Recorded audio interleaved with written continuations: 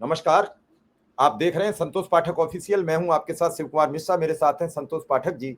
मैं संतोष पाठक जी के पास जाऊं उससे पहले आपको बता दूं कि दिल्ली में एक बड़ा दुखद घटना बताऊं, हादसा बताऊं, विस्फोट बताऊं या आतंकी घटना बताऊं, मैं समझ नहीं पा रहा हूं।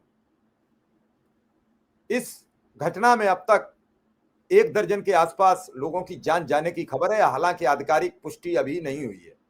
इसमें 2 दर्जन के आसपास घायलों की भी संख्या बताई जा रही है। बड़ी दुखद घटना है। इस घटना की निंदा करते हैं।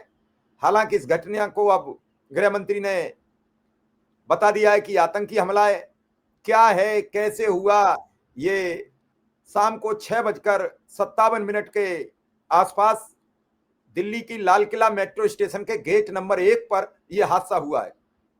कौन है मरने वाले, अभी तक शिनाख्त की बात छोड़ी है। अभी तो पहले राहत और बचाव कार्य जारी है। पूरे घटना से पूरे देश में सवाल खड़े हो गए। हालांकि सुबह सुबह एक खबर आई थी कि हरियाणा से आरडीएक्स की खबर चली, फिर शाम होते होते वो सामान्य एक पदार्थ बताया गया। क्या है पूरा, क्या नहीं मामला है, मैं सीधा संतोष जी के पास पहुंचूंगा। स्वागत और अभिनंदन संतोष जी, क्या है पूरा ये मामला? शिव जी बहुत बहुत धन्यवाद। और आज मैं कोई दर्शकों को नमस्कार नहीं, क्योंकि बहुत ही दुखद घटना है। और इस दुखद घटना से भी बड़ी दुखद बात तो ये है कि सरकार के पास इसकी जानकारी थी। सूत्रों के हवाले से अभी तक ये कंफर्म हुआ है कि बम धमाका है, एक बड़ा बम ब्लास्ट है। गृह मंत्री अमित शाह इसके तमाम पहलुओं की जांच की बात कर रहे हैं, लेकिन जिस तरह से इस पर भारत सरकार तुरंत एक्टिव हुई है धमाके के बाद, अब ये सवाल उठ रहा है कि क्या धमाके से पहले अगर भारत की सरकार एक्टिव हुई होती तो क्या इस धमाके को रोका जा सकता था। पुष्टि औपचारिक तौर पर बयान आने का इंतजार है अभी। अब अमित शाह अस्पताल गए हैं, घायलों से मुलाकात कर रहे हैं, वो घटनास्थल पर भी जाएंगे। उससे पहले उन्होंने बयान जारी किया है बाकायदा एजेंसी को, क्योंकि जब आप बाइट देते हैं ना, बहुत सारे चैनल होते हैं, तो क्या पता कोई उत्साही पत्रकार आपसे कुछ भी सवाल पूछ ले। ये एक नया दौर है। हमने देखा जब दिल्ली दहलाया जा रहा था तो शिवराज पाटिल के गले में माइक डाल डाल कर हम लोग सवाल पूछते थे, बहुत सारी चीजें निकालते थे। 26/11 का अटैक हो या उससे पहले दिल्ली का अटैक हो, जितने भी गृह मंत्री रहे, चाहे पी चिदम्बरम रहे या शिवराज पाटिल रहे, उनसे सवाल पूछे जाते थे। लेकिन आप सिर्फ एजेंसी को बुला के बयान देते हो तो काउंटर क्वेश्चन तो होना नहीं है। लेकिन अमित शाह ने जो कहा उसमें कैसे वो खुद फंसते जा रहे हैं, ये भी मैं आपको बताऊंगा। अमित शाह ने बयान दिया कि लाल किला मेट्रो स्टेशन के पास विस्फोट के मामले में आज शाम लगभग 7 बजे दिल्ली में लाल किले के पास सुभाष मार्ग ट्रैफिक सिग्नल पर एक हुंडई i20 गाड़ी में विस्फोट हुआ। और इस विस्फोट में कुछ पैदल यात्री घायल हो गए और कुछ वाहन क्षतिग्रस्त हो गए। प्रारंभिक रिपोर्ट से संकेत मिलता है कि कुछ लोगों की जानें चली गई, और उसके आगे बाद वो डिटेल बताते जा रहे हैं। तो एक बड़ा विस्फोट हुआ, और जिस तरह से इसके बारे में एक भयावह भीषण हादसे के बारे में बताया जा रहा है। पहले एक का मौत की खबर आई, फिर उसमें 3 की मौत की बात कही गई, फिर 8 की मौत की बात कही गई, और 11 मौतों की खबर आ रही है। और ये आंकड़ा जो है आने वाले समय में और ज्यादा बढ़ सकता है, क्योंकि 200 मीटर तक इसका प्रभाव था। जो उसके आसपास थे मौजूद, जहां पे ये धमाका हुआ है शिव जी, वो लोगों के चीथड़े उड़ लेकिन गए। संतोष शिव जी जी, जिस जगह पर आप 200 मीटर का इलाका बताते हैं वो बड़ा व्यस्ततम जगह है। वही वहां बता रहा हूँ मैं सबसे आपको, ज्यादा दिल्ली की भीड़ होती है। वही बता रहा हूं मैं आपको। एक तो रेड लाइट का इलाका, रेड लाइट पर गाड़ियां खड़ी है, बगल में मंदिर है, पूरे पटरियों पे रेली पटरी वाले रहते हैं, ई रिक्शा वहां खड़े रहते हैं। तो उस 200 मीटर के एरिया में सैकड़ों लोग रहते हैं। तो ये जो मृतकों की जो संख्या है वो और ज्यादा बढ़ सकती है। अपने अलग अलग रिपोर्ट्स में हमने अलग अलग उस पर तमाम डिटेल्स की जानकारी दी है, लेकिन इसमें हम सिर्फ सरकार की बात करेंगे कि सरकार कैसे फंसती हुई नजर आ रही है। एएनआई ने एक और जांच एजेंसी, न्यूज एजेंसी जो एएनआई है, उसने एक और ट्वीट किया है, वो हम दिखा नहीं सकते लेकिन मैं उसका जिक्र करूंगा। एएनआई ने लिखा है कि हरियाणा के फरीदाबाद से 360 किलोमीटर संभावित अमोनियम नाइट्रेट की बरामदगी के बाद मुख्यमंत्री देवेंद्र फडणवीस ने आज दोपहर वर्षा में सभी वरिष्ठ पुलिस अधिकारियों के साथ बैठक की। शिव जी, कब बैठक हुई? दोपहर को। ये घटना कब हुई? शाम के 7 बजे। हरियाणा में अमोनियम नाइट्रेट की बरामदगी, उसमें कई तरह की बातें कही जा रही कि वो था क्या। उसके बाद दोपहर में महाराष्ट्र, हरियाणा का महाराष्ट्र का, महाराष्ट्र के मुख्यमंत्री देवेंद्र फडणवीस बैठक करते हैं, पुलिस अधिकारियों को निर्देश देते हैं, सभी एजेंसियों को सतर्क रहने की बात कही जाती है। खबरें तो यहाँ तक तैर रही है कि उसके बाद हरियाणा में तो रेड अलर्ट जारी किया ही गया था, हाई अलर्ट जारी किया ही गया था। उत्तर प्रदेश हो, दिल्ली हो, देश के कई राज्यों में हाई अलर्ट जारी था, हाई अलर्ट पर था। और ये किस तरह का हाई अलर्ट था, किस तरह का अलर्ट जारी था, मैं आपसे चाहूंगा कि हम तमाम खबरों को तो नहीं ला पा रहे क्योंकि हमारा प्लेटफॉर्म उतना बड़ा नहीं है। अमर उजाला की खबर, ये अमर उजाला की खबर देख लीजिए। ऑपरेशन सिंदूर जारी, फरीदाबाद से 360 किलो अमोनियम नाइट्रेट और AK-47 सिद्धि AK-47 बरामद। आदिल अहमद राथार का खुला आतंकी कनेक्शन। ये 10 नवंबर यानी आज की खबर है, दोपहर की खबर है। इसी के बाद महाराष्ट्र के मुख्यमंत्री देवेंद्र फडणवीस बैठक ले रहे थे अपने मुंबई में, जिसकी खबर जिसको एएनआई ने पोस्ट किया, और बीजेपी इसको अपनी बहुत बड़ी कामयाबी बता रही थी। बहुत बड़ी कामयाबी बताते हुए इस उपलब्धि पर ढिंडोरा पीट रही थी। अब मैं आपसे कहूंगा दूसरी खबर एक बार जरा दिखा दे। ये जो खबर है ये एबीपी की न्यूज की खबर है, और एबीपी न्यूज की खबर पे कैसे जो है वो उत्तर प्रदेश के उप मुख्यमंत्री, ध्यान से देखिएगा, हरियाणा के फरीदाबाद में एक घर से 360, ये पहले वाला शिफ्ट, इससे पहले वाला, हरियाणा के फरीदाबाद पर एक घर से 360 किलोमीटर जो संभावित अमोनियम नाइट्रेट, साल्ट राइफल और अन्य गोला बारूद बरामद हुआ है, जिसके बाद खलबली मच गई। और इस पर प्रतिक्रिया देते हुए उत्तर प्रदेश के डिप्टी सीएम केशव प्रसाद मौर्य ने कहा कि देश के दुश्मन कोशिश तो करते हैं लेकिन हमारी सुरक्षा एजेंसियां नाकाम कर देती है। और दूसरे पेज पर एबीपी ने विस्तार से ये कहा है कि देश की एजेंसियां सफलतापूर्वक आगे बढ़ रही है। वर्तमान में जिस प्रकार से देश के दुश्मन कोशिश तो करते हैं लेकिन हमारी सुरक्षा एजेंसियां उन्हें नाकाम कर देती है, यह एक बड़ी कामयाबी है। यह देश में एक बड़े हमले की साजिश थी। जैसे नक्सलवाद से भारत मुक्त हुआ, उग्रवाद से मुक्त भारत हुआ, वैसे ही आतंकवाद मुक्त भारत की दिशा में यह एक बड़ी कामयाबी है। ये केशव प्रसाद मौर्य का बयान है। और बीजेपी के कई नेता इसी तरह से ढिंडोरा पीटते हुए नजर आ रहे थे। ये तमाम आज दिन भर के बयान है। इसका मतलब ये है कि जब इन नेताओं को पता था, जब मीडिया को पता था, जब महाराष्ट्र के मुख्यमंत्री बैठक ले रहे थे, तमाम राज्यों में सरगर्मियां तेज थी, सुरक्षा एजेंसियां चाक चौबंद नजर आ रही थी, तो फिर दिल्ली में दिल्ली पुलिस क्या कर रही थी? जब तमाम जानकारी होने के बावजूद, तमाम रिपोर्ट्स आपके पास होने के बाद, जम्मू कश्मीर में ऑनलाइन जो आतंकवाद का जो पूरा एक ट्रेल है उसके खिलाफ हमारी जांच एजेंसियां बहुत तल्ख कार्रवाई कर रही थी, कठोर कार्रवाई कर रही थी। और उसके बाद हरियाणा में ये बरामदगी होना, महाराष्ट्र में जाकर बैठक होना, बीजेपी के नेता का उस पर ढिंडोरा पीटते हुए नजर आना, बिहार के विधानसभा चुनाव में एक तरह से लोगों को, मतदाताओं को लुभाने की कोशिश करना नजर आना। जब ये चीजें चल रही थी तो क्या आपको लगता है कि देश के प्रधानमंत्री नरेंद्र मोदी को इसके बारे में पता नहीं था? क्या देश के गृह मंत्री अमित शाह को इसके बारे में पता नहीं था? और अगर देश के गृह मंत्री अमित शाह को पता था तो फिर उन्होंने प्रधानमंत्री को जानकारी क्यों नहीं दी? दिल्ली पुलिस कमिश्नर को चाक चौबंद रहने को क्यों नहीं कहा? तमाम सुरक्षा एजेंसियों को अलर्ट पर क्यों नहीं रखा गया?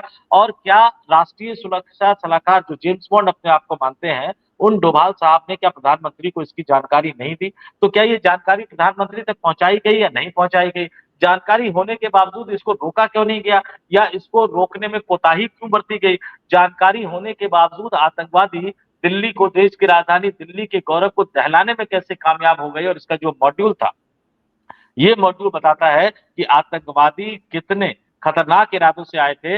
ये बिल्कुल सीधे तौर पर अगर मैं कहूं शिव जी, पुलवामा में जो हुआ था कि जो सीआरपीएफ की जो गाड़ी जा रही थी जवानों को लेकर, उस पर जो आत्मघाती हमला, आतंकवादियों ने हमला किया, गाड़ी जो विस्फोटक पदार्थ से भरी पड़ी थी उसको जाके टकरा दिया, ये ठीक उसी तरह की बात है। क्योंकि दिल्ली पुलिस कमिश्नर ने भी जो बयान दिया वो भी इसी तरह का बयान दे रहे कि एक गाड़ी थी, वो रेड लाइट पर उसकी स्पीड कम हुई, वो धीरे आके रुकी और अचानक उसमें विस्फोट हो गया। इसका मतलब सीधे सीधे बिल्कुल साफ साफ है कि ये बातें जो है ये सीधे सीधे बता रहा है कि बड़े आतंकवादी संगठन की इसमें जिम्मेदारी है, बड़ा आतंकवादी संगठन इसमें इन्वॉल्व है। और अमित शाह के बयान की एक सबसे महत्वपूर्ण बात बता दूं कि दिल्ली धमाके पर जो गृहमंत्री के बयान की जो बात आ गई कि धमाके की गहन जांच जारी है, और तमाम जो एनआईए की टीम है, जो फॉरेंसिक टीम है, जो सीआरपीएफ की टीम है, तमाम जांच एजेंसियों की टीम जो है वो घटना स्थल पर पहुंच गई है। एक बड़ा धमाका, सरकार की कोताही, और इसी के साथ बड़ा सवाल कि क्या जम्मू कश्मीर के पहलगाम में जो हुआ उसकी जिम्मेदारी तो नहीं ली,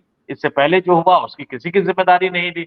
आप लगातार किसी भी आतंकवादी घटना की जिम्मेदारी नहीं लेते हैं, लेकिन जिस दिल्ली में आप रहते हैं, जिस लाल किले पर जाकर आप 15 अगस्त को झंडा फहराते हैं स्वतंत्रता दिवस पर, उसके पास इस तरह का धमाका होना सवाल नहीं। जानकारी होने के बावजूद रोक क्यों नहीं पाए? और अगर रोक नहीं पाए तो क्या प्रधानमंत्री नरेंद्र मोदी खुद इस्तीफा देंगे, या अपने गृह मंत्री अमित शाह से, जिनसे उन्होंने फोन करके रिपोर्ट मांगी है, उनसे कहेंगे कि अमित भाई आपसे संभल नहीं रहा, आप जाइए इस्तीफा दे दीजिए, हम किसी और को गृह मंत्री बनाते हैं ताकि इस तरह की घटना बार बार ना हो। इस तरह के इंटेलिजेंस फेलियर, इसको तो इंटेलिजेंस फेलियर भी नहीं कहेंगे क्योंकि सबको पता था कुछ होने वाला है, सबको पता था कि आतंकवादी कुछ करने वाले हैं, उसके बावजूद भी इसको रोका नहीं जा सका। मैं तो ये नहीं समझ पाया ये हाई अलर्ट होता क्या है। हाई अलर्ट लागू था और उसके बाद घटना घट गई, तो हाई अलर्ट कैसा, हाई अलर्ट के बाद लो अलर्ट कैसा होगा, और लो अलर्ट होगा तो हाई अलर्ट कैसा होगा। इस पूरे मामले पर एक जांच होनी चाहिए, एक पूरे मामले पर जनता के समक्ष ये शब्द आने चाहिए कि कैसे हो जाता है आतंकी हमला। अरे आप तो रोज दिनों रात गाते हो, आपने पुलवामा हुआ कुछ नहीं किया, आपने पठानकोट हुआ कुछ नहीं किया, ये जो सर्जिकल स्ट्राइक और ये आपने जो किया अभी ऑपरेशन सिंदूर बन और उसमें जो छियालेदर हुई देश की, उसके बाद आप कुछ नहीं बोले। आज उसी की तो परिणति है कि आज ये फिर घटना घट जाती है। और अभी जो आप कह रहे थे वो बड़ा महत्वपूर्ण है कि दिन में इतना बड़ा विस्फोटक हरियाणा से बरामद होता है। वो विस्फोटक पदार्थ था, आरडीएक्स थी, क्या थी, आपके मीडिया एक तो खबरों को इतना लपेट देता है चाशनी में, यही तय नहीं हो पाता है वो है क्या। इन खबरों पर कब रोक लगेगी। आप ही के एक चैनल ने कल एक नेता का गठबंधन तोड़ने का सवाल आज और गालियां दे रहा है, उसी चैनल की आईडी पे दे रहा है, उसी चैनल की मजम्मत कर दी। उस रिपोर्टर का क्या दोस्त था जो सुनना है। तो ये जो खबरों की चाशनी लपेटने का नया कल्चर आया है कि केवल हम एक अच्छे पत्रकार बन जाए और सरकार के पांव अपने चरणों पर रख के घूमने लगे, ये कब रुकेगा। क्यों नहीं सवाल करते। अभी आपने बड़ी गंभीर बात की कि जब पुराने गृह मंत्री थे तो हम माइक में उनके गले में आइडिया डाल देते थे, जवाब दो। आज कितने लोगों ने पूछ पाया गृह मंत्री से कि जवाब दो, ये हो कैसे गया। कितने लोगों ने पुलवामा पर सवाल किया, कितने लोगों ने इस पर सवाल किया, कौन है वो सवाल, क्यों नहीं जवाब देते। देश की जनता को कौन जवाब देगा। इसकी जनता का क्या है, मरते हैं मर जाओ। अभी 26 लोग मरे थे पहलगांव में, बेवा रो रही थी, खेल हुआ, बेवाएं रोई, विधवाएं रोई। खेल मत खेलिए, थोड़ा लिहाज शर्म करो। हम इसमें खुश थे पाकिस्तान से जीतने के बाद हमने हाथ नहीं मिलाया, ये कौन सी खुशी होती है। आज फिर ये मरे हैं, इनको नहीं मालूम, इनके परिवार को भी नहीं मालूम है। लोग ढूंढे जा रहे होंगे, तलाशे जा रहे होंगे, और जो अकेला होगा संतोष जी, क्या उसके घर पता लगेगा एक दो दिन क्या हो गया उसके साथ। देखिए, ये तो चूंकि 2005 और 2008 में जो बम धमाका दिल्ली में हुआ, मैंने रिपोर्टर के तौर पर उसको कवर किया। मैं जानता हूं कि किस तरह से संवेदनहीनता के साथ प्रशासन काम करती है। 26/11 का हमला हुआ, उस समय जो गृह मंत्री होते थे शिवराज पाटिल, उनके खिलाफ इस तरह से मीडिया उतर गई, उनको इस्तीफा देना पड़ गया था। लेकिन आज का दौर दूसरा है और इसीलिए मुझे क्वेश्चन मार्क लगाने की जरूरत पड़ी। क्या आपको लगता है ये मीडिया उतरेगी और सवाल करेगी। क्या आपको लगता है कोई चैनल मालिक पूछ पाएगा कि गृह मंत्री जी जवाब दीजिए कैसे हो गया विस्फोट। कोई रिपोर्टर की है हिम्मत, किसी की है जो सवाल कर पाए। शिव जी, उन्होंने तो एक एजेंसी को बुला के माइक पे बाइट दे दिया। मैं आज भी एक बात आपको बताऊं, संपादक बिछ गए होंगे, मालिक लेट गए होंगे, लेकिन दिल्ली में जो भगदड़ मची, एक उत्साही रिपोर्टर ने उस भगदड़ की खबर चलवा दी थी एबीपी चैनल पे। सरकार जब तक रोकती रोकती तब तक वो खबर चल चुकी थी और पूरी दुनिया को पता लग चुका था। आज भी अगर अमित शाह इस घटना स्थल पर जाते हैं, मीडिया कर्मियों के बाइट देने के लिए अगर बढ़ते हैं, तो कई उत्साही पत्रकार वहां होंगे जो अमित शाह से सवाल ये जरूर पूछेंगे कि शाह साहब, इसकी जिम्मेदारी किसकी है। आप जिम्मेदार हैं कि राष्ट्रीय सुरक्षा सलाहकार डोभाल साहब जिम्मेदार है कि आपके प्रधानमंत्री नरेंद्र मोदी जिम्मेदार है। इसलिए तो एक माइक को बुला के वो बाइट दे देते। एक नई तरह की प्रथा और परंपरा की शुरुआत है। लेकिन मैं फिर, कई लोग आ जाएंगे, बहुत दुख से दर्द से दिल भरा हुआ है, क्योंकि 2005-2008 मैंने दोनों दिल्ली में देखा क्या माहौल था उस समय।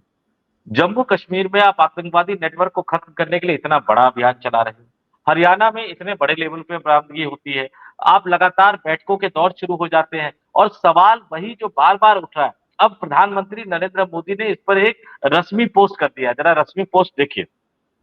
Condolences to those who have lost their loved ones in blast in Delhi earlier this evening. May the injured recover at the earliest. Those affected are being assisted by authorities. Reviewed the situation with Home Minister Amit Shah ji and other. यानी वो अपनी जानों को खोने वाले के प्रति अपनी संवेदना व्यक्त करते हैं, घायलों के शीघ्र स्वस्थ होने की कामना करते हैं, जैसे किसी घटना पे बयान दे रहे हो। ये देश के प्रधानमंत्री की भाषा है, ये देश के प्रधानमंत्री नरेंद्र मोदी की भाषा है, जो खुल के नहीं कह रहे हैं कि आतंकवादी घटना हुई है और भारत उसका मुंहतोड़ जवाब देगा। और ये देख लीजिए, ऑपरेशन सिंदूर अभी जारी है कहने वाले नरेंद्र मोदी, ये बयान दिया गया था ना कि आतंकवाद के खिलाफ भारत की जीरो टॉलरेंस की नीति रहेगी, ऑपरेशन सिंदूर जारी है। अगर इस देश में आतंकवादी घटना कहीं भी होती है तो उसको भारत के खिलाफ एक्ट ऑन वार माना जाएगा, और भारत के खिलाफ जो एक्ट ऑफ वार जो माना जाएगा, इसका जवाब भारत की सेना देगी। 7 बजे से पहले ये घटना हुई है शिव। और चलिए, हम इसमें इंतजार कर अपडेट रहे आ हैं, रही है वो बता दें। इंतजार करें। जी। एक अपडेट आ रही है कि अब साफ हो रहा है कि लाल किले का विस्फोट पार्किंग में रखी गाड़ी में नहीं हुआ था। यह धमाका बहुत धीमी गति से चल रही एक हुंडई i20 कार में सुभाष मार्ग पर ट्रैफिक सिग्नल पर हुआ। इसकी चपेट में कई गाड़ियां आई। 10 से ज्यादा लोगों के मारे जाने की पुष्टि है। मृतकों के चीथड़े और अंदरूनी अंग दूर दूर तक फैले हुए थे। 47 लोग बुरी तरह घायल हैं। उनका इलाज एलएनजेपी अस्पताल में हो रहा है। धमाके की आवाज इतनी तेज थी, आसपास की दुकानों के शीशे और दरवाजे खिड़कियां टूट गई हैं, स्ट्रीट लाइट फूट गई हैं, गाड़ियों के टुकड़े 300 मीटर दूर तक बिखर गए हैं। हो सकता है कि विस्फोटक वाली गाड़ी में सवार लोग भी मारे गए हों। यह दिल्ली पुलिस सुरक्षा एजेंसियों की बड़ी असफलता है। वैसे भी दिल्ली एनसीआर के फरीदाबाद में यदि आतंकी असॉल्ट राइफल और विस्फोटकों के साथ ठिकाना बनाए हुए थे तो भी यह एजेंसियों की असफलता है। AK-47 आखिर यहां आई कैसे, इस पर कौन जवाब देगा? कहां थी हमारी एजेंसियां, कैसे निकलती रही? हम आम आदमी सड़क पर निकले तो हमारे लिए तो ऋषभ जी, पुलिस गाड़ियां। मैं दो चीज अभी तो वो जांच रिपोर्ट आनी है, लेकिन जितना मैंने ग्राउंड रिपोर्टिंग की है उसके अनुभव से बता देता हूं कि पुलवामा वाले पैटर्न पे किया गया है और ये आत्मघाती हमला था। यानी जो उस गाड़ी में मौजूद रहे होंगे उनके बचने की संभावना बहुत कम है। लेकिन जैसा कि मैंने कहा कि कई लाशों के चीथड़े उड़ गए, तो अब हमें उसमें से ये पहचान करना पड़ेगा कि कौन आतंकवादी है और कौन वहां का निर्दोष नागरिक था जो इन आतंकवादियों के नापाक मंसूबों का शिकार हुआ। लेकिन घटना हो जाने के बाद अब ये देखिए, उत्तर प्रदेश के मुख्यमंत्री प्रेस रिलीज आई है उत्तर प्रदेश की तरफ से कि दिल्ली में हुई विस्फोट की घटना के दृष्टिगत प्रदेश में यानी उत्तर प्रदेश में सुरक्षा एवं सतर्कता को सुदृढ़ बनाए रखने हेतु उप मुख्यमंत्री माननीय लगा दिया है, मैं माननीय हटा के बोल रहा हूं। मुख्यमंत्री उत्तर प्रदेश योगी आदित्यनाथ ने पुलिस महानिदेशक राजीव कृष्ण से घटना की जानकारी प्राप्त करके उत्तर प्रदेश में समस्त पुलिस फोर्स को हाई अलर्ट पर रखते हुए सघन चेकिंग और सुरक्षा व्यवस्था सुनिश्चित करने के निर्देश दिए गए हैं और बाकायदा ये बताया गया है कि कहां कहां सुरक्षा व्यवस्था रखनी है, भीड़ भाड़ वाले क्षेत्रों में, संवेदनशील क्षेत्रों में, सार्वजनिक आयोजनों में, धार्मिक स्थलों पर, ये तमाम तरह की महत्वपूर्ण प्रतिष्ठानों, धार्मिक स्थल, भीड़ भाड़ वाली जगह, संवेदनशील बिंदुओं पर और वाहनों की चेकिंग, मेट्रो, बस अड्डों, रेलवे स्टेशनों, मॉल, सिनेमा हॉल तथा अन्य सार्वजनिक परिवहन भीड़ भाड़ केंद्रों पर सघन सतर्कता बरती जाए और साथ ही यह भी सुनिश्चित किया जाए कि आम जनता को अनावश्यक असुविधा न हो। और पूरी डिटेल में ये खबर बताई गई है। इसी तरह का जो हाई अलर्ट है वो अन्य राज्यों में भी इसी तरह के हाई अलर्ट पर पुलिस को रख दिया गया है। लेकिन मेरा सवाल तो वही है कि जब आपने आतंकवाद के खिलाफ जीरो टॉलरेंस की नीति बना की घोषणा करते हुए ये कहा था कि ऑपरेशन सिंदूर जारी है और भारत में कोई भी आतंकवादी घटना होगी तो एक्ट ऑफ वॉर माना जाएगा और भारत के खिलाफ एक्ट ऑफ वॉर का जवाब भारत की सेना देगी। 7 बजे से ये पहले घटना हुई है। क्या आज रात के 12 बजे से पहले भारत की सेना पाकिस्तान स्थित आतंकवादी ठिकानों पर हमला बोलेगी या आप डोनाल्ड ट्रंप के यस का इंतजार करेंगे? ये प्रधानमंत्री नरेंद्र मोदी को 56 इंच का सीना नहीं शिवजी, रीढ़ की हड्डी दिखानी होगी। अपने गृह मंत्री अमित शाह से इस्तीफा लेना होगा, राष्ट्रीय सुरक्षा सलाहकार डोवाल साहब को घर बिठाना होगा और सीधे सीधे पाकिस्तान को ये बताना होगा कि अब हम आपको माफ करने को तैयार नहीं है। भारत की सेना को ये आदेश देना होगा कि मैं भी कहूं तो भी युद्ध विराम मत करना, तब तक युद्ध विराम मत करना जब तक पाकिस्तान की सेना घुटनों पे ना आ जाए और पाकिस्तान के स्थित एक एक आतंकवादी ठिकानों और उनके नेताओं को हम जहन्नुम में ना भेज दे। लेकिन ऐसा कर पाएंगे क्या चलिए, प्रधानमंत्री? ये चलिए इस पता नहीं, खबर मुझे में लगता नहीं। चलिए इस खबर में इतना ही। जैसे ही और अपडेट आएगा हम लोग लेकर हाजिर रहेंगे, चाहे रात के 12 बजे हो, 2 बजे हो। जैसे जैसे अपडेट आता रहेगा आपके समक्ष पहुंचाने का काम करेंगे। फिलहाल हमें इजाजत दीजिए। धन्यवाद, नमस्कार। नमस्कार।